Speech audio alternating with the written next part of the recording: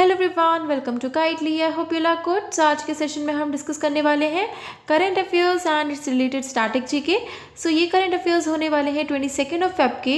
And अगर आप चाहते हैं इस कंप्लीट सेशन का आपको पीडीएफ भी प्रोवाइड कराया जाए तो टेलीग्राम चैनल का लिंक डिस्क्रिप्शन बॉक्स में गिवन है, वहाँ जाके आप हमारे टेलीग्राम चैनल को ज्वाइन कर सकते हैं, जहाँ पे आपको डेली के डेली आपको पीडीएफ्स प्रोवाइड कराई जाएंगी current affairs with static GK की। So without any further delay start करते हैं। सो फर्स्ट न्यूज़ है RBI issues final guidelines on interest rate risk in banking book. So RBI ने recently guidelines issue करी हैं जिसमें इंटरेस्ट रेट के regarding जो भी रिस्क होता है उसके बारे में कुछ गाइडलाइंस आरबीआई ने इशू करी है बैंकिंग बुक में। ठीक है, सो ये याद रखिएगा। The next, angel one limited receives in principle approval from SEBI for mutual fund business. तो एंजल वन लिमिटेड कंपनी जो है उसने भी रिसेंटली अप्रूवल मिला है सेबी से ताकि वो म्यूचुअल फंड का बिजनेस कर सके। तो ठीक है, अब जो एंजल वन लिमिटेड कंपनी है वो सेबी अप्रूव्ड हो गई है जो कि म्यूचुअल फंड बिजनेसेस कर सकती है प्लेटफॉर्म पे। ठीक है, तो अब एंजल वन लिमिटेड से जान लेते हैं स्टैटिक जीके। हेडक्वार्टर है Mumbai Maharashtra, chairman and MD हैं दिनेश ठक्कर, सीईओ है नारायण गंगाधर। ठीक है, तो एंजल वन लिमिटेड जो है उसको पहले जाना जाता था एंजल ब्रोकिंग लिमिटेड, जो कि एक स्टॉक ब्रोकर फर्म थी। ठीक है, the next, Italian PM Meloni chief guest at Raisina dialogue. तो जो इटालियन की जो पीएम है मेलोनी, वो होने वाली है chief guest at Raisina dialogue, जो कि होने वाला है न्यू दिल्ली में। सो ये आपको याद रखना है कि इटालियन की जो इटली की जो प्राइम मिनिस्टर हैं जिनका नाम है मेलोनी, वो चीफ गेस्ट होने वाली हैं। जॉर्जिया मेलोनी जिनका नाम है वो चीफ गेस्ट होने वाली है नेक्स्ट रेजिना डायलॉग की, जो कि न्यू दिल्ली में होने वाला है। ठीक है, सो इटली के बारे में जान लेते हैं। प्रेसिडेंट है सर्जियो मैत्रेला, प्राइम मिनिस्टर है जॉर्जिया मेलोनी, कैपिटल है रोम, करेंसी है यूरो। द नेक्स्ट न्यूज़ है the agriculture and processed food products export development authority completes 37 years of its journey. तो जो agriculture and processed food products export development authority है उसने recently APEDA, that is APEDA, उसने भी recently 37 years complete करे हैं अपनी जर्नी के। ठीक है, अब नेक्स्ट न्यूज़ है MEA, that is ministry of external affairs, उसने इंट्रोड्यूस किया है M passport police app to expedite police verification of passport issuance. तो जो मिनिस्ट्री ऑफ एक्सटर्नल अफेयर्स है उसने इंट्रोड्यूस किया है एम पासपोर्ट पुलिस ऐप, जिससे क्या है पुलिस वेरिफिकेशन हो सकेगा पासपोर्ट्स का इशू के टाइम पे। ठीक है, तो याद रखना है एम पासपोर्ट पुलिस ऐप कौन सी मिनिस्ट्री ने इंट्रोड्यूस की है, that is ministry of external affairs. The next, Delhi metro launches first ever indigenously developed train control and supervision system.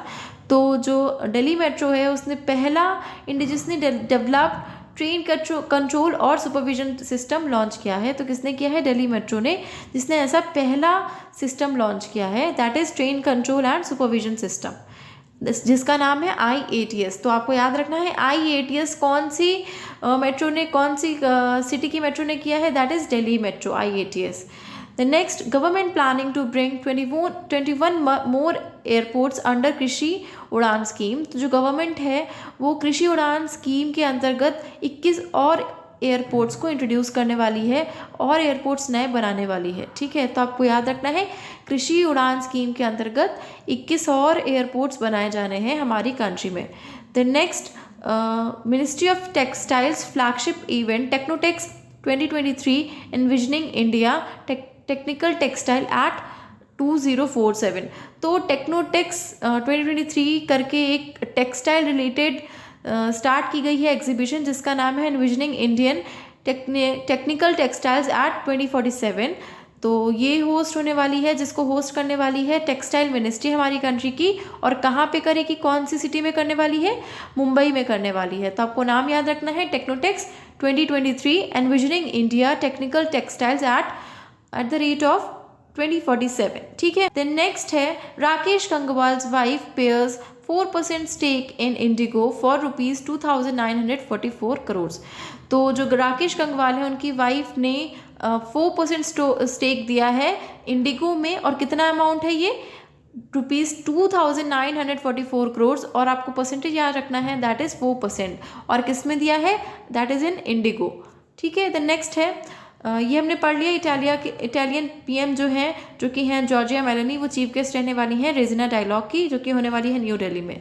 The next है mister BVR Subrahmanyam appointed as new CEO of NITI Aayog. तो ये काफ़ी important है कि BVR Subramaniam जो हैं उन्हें अपॉइंट किया गया है as the new CEO of NITI Aayog. सो नीति आयोग जो है वो हमारी कंट्री का थिंक टैंक है, जिसके CEO बनाए गए हैं मिस्टर BVR सुब्रमण्यम।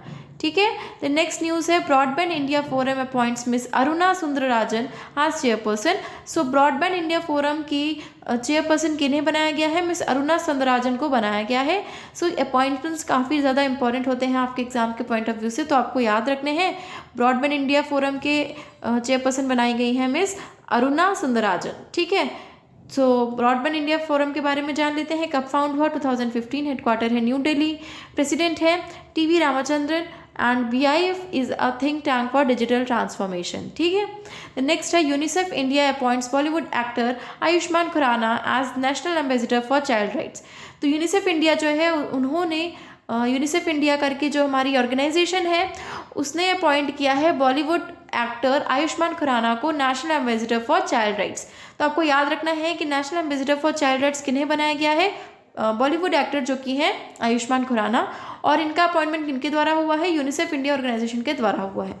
ठीक है। अब यूनिसेफ के बारे में जान लेते हैं। हेडक्वार्टर है न्यूयॉर्क, यूनाइटेड स्टेट्स। हेड है कैथरीन M रिजल। और यूनिसेफ इंडिया की जो रिप्रेजेंटेटिव है, मतलब यूनिसेफ में जो इंडिया को रिप्रेजेंटेट कर रही हैं वो कौन है? सिंथिया मैकफ्री। तो आप सभी जानते हैं यूनिसेफ जो है वो यूनाइटेड नेशंस की एक एजेंसी है जो कि रिस्पॉन्सिबल है for providing humanitarian and development aid to childrens worldwide. तो बेसिकली ये चिल्ड्रंस की डेवलपमेंट के लिए काम करती है, दैट इज़ यूनिसेफ। ठीक है। तो यूनिसेफ डे भी जो है वो हमारी कंट्री में सेलिब्रेट किया जाता है, हमारे वर्ल्ड में सेलिब्रेट किया जाता है ऑन 11 दिसंबर। तो आपको ये भी याद रखना है। नेक्स्ट है 4th edition of India Uzbekistan joint military exercise, that is Dustlik begins in Uttarakhand. तो आपको ये याद रखना है कि इंडिया उज्बेकिस्तान की एक ज्वाइंट मिलिट्री एक्सरसाइज होने वाली है जिसका नाम है डस्टलिक। ठीक है। वो कहाँ पे बिगिन हो रही है, कहाँ पे शुरू हो रही है? उत्तराखंड में शुरू हो रही है। अब डस्टलिक में भी आपका यू आता है और उज्बेकिस्तान में भी यू आता है, तो इससे आप याद रख सकते हैं कि ये इंडिया और उज्बेकिस्तान की ही एक ज्वाइंट मिलिट्री एक्सरसाइज है और जो कि 4th एडिशन है डस्टलिक, और कहाँ पे होने वाली है? उत्तराखंड में होने वाली है। तो ये आपको ये याद रखना है। देन नेक्स्ट उज्बेकिस्तान के बारे में स्टैटिक जी के। प्रेसिडेंट है शवकत मिर्जियोव, प्राइम मिनिस्टर है अब्दुल्ला अरिपोव, कैपिटल है ताशकेंट, करेंसी है उज्बेकिस्तानी सोम। ठीक है। द नेक्स्ट है Ranji trophy. Saurashtra beat Bengal by 9 wickets to back the second title. तो सौराष्ट्र जो है उसने किसको हराया है? बंगाल को हराया है। और कितने विकेट से हराया है? By 9 wickets to back the second title. So Saurashtra ने बंगाल को हराते हुए सेकेंड टाइटल को जीत लिया है रणजी ट्रॉफी के। ठीक है, ये याद रखिएगा। Then next Olympian and Asian games gold medalist Tulsidas Balram passed away.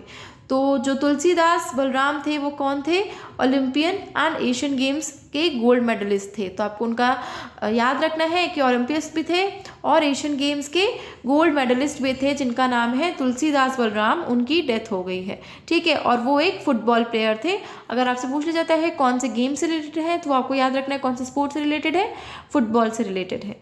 ठीक है। सो नेक्स्ट न्यूज़ है wife of former editor of the Hindu Kamala Kasturi passed away. तो फॉर्मर एडिटर जो द हिंदू के थे, जिनकी वाइफ है कमला कस्तूरी, उनकी भी डेथ हो गई है। ठीक है, ये भी आपको याद रखना है। The next world scout day 2022 celebrated on 22 February. तो वर्ल्ड स्काउट डे हमारी कंट्री में सेलिब्रेट किया गया है, जो कब सेलिब्रेट किया जाता है? 22 फरवरी को सेलिब्रेट किया जाता है। ठीक है। The next world thinking day 2023 celebrated on 22 फरवरी।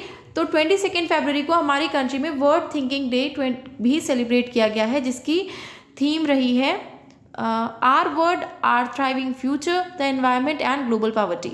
ठीक है, तो वर्ल्ड थिंकिंग डे कब सेलिब्रेट किया जाता है? 22 फेब को, और जिसकी थीम है our world our thriving future the environment and global poverty. ठीक है। सो ये कुछ इंपॉर्टेंट न्यूज़ थी जो कि हमने डिस्कस कर ली 22 फेब की। सो आई होप ये सेशन आपके लिए यूज़फुल रहा होगा, जिसमें हमने काफ़ी सारी न्यूज़ डिस्कस करी और साथ ही साथ हमने स्टैटिक जीके को भी कवर किया। सो अगर ये सेशन आपके लिए यूज़फुल रहा है then do like it, share it with your friends and don't forget to subscribe the channel and hit the bell icon. Thank you so much.